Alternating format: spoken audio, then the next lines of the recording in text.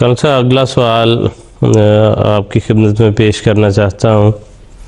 بابر نوید صاحب گکھڑ منڈی لاہور سے گجرانوالہ سے انہوں نے یہ سوال پوچھا ہے۔ وہ کہتے ہیں کہ لائف انشورنس یا گاڑی یا گھڑی اور اسی طرح کی دیگر قیمتی اشیاء کی انشورنس کروانا جائز ہے؟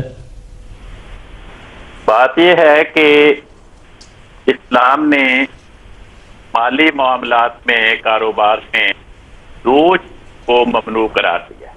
ایک سود، دوسرے جوا۔ تو جس معاہدے میں بھی، جس کاروبار میں بھی ان دونوں میں سے کوئی پایا جائے گا وہ قرار پائے۔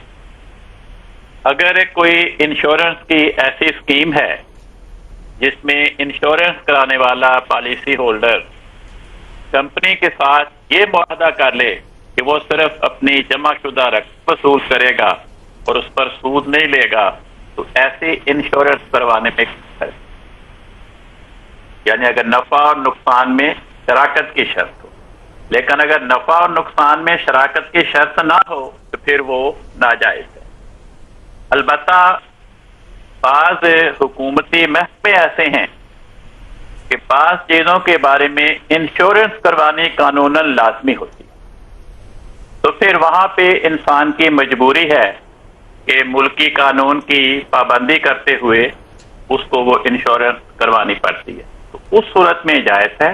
لیکن جن معاملات میں، جن علاقوں میں انسان کو اختیار ہو کا انشورنس کروائے یا نہ کروائے، تو وہاں اسے انشورنس نہیں کروانی چاہیے۔ جی ٹھیک ہے، کل سے بہت شکریہ، جزاکم اللہ احسن الجزا۔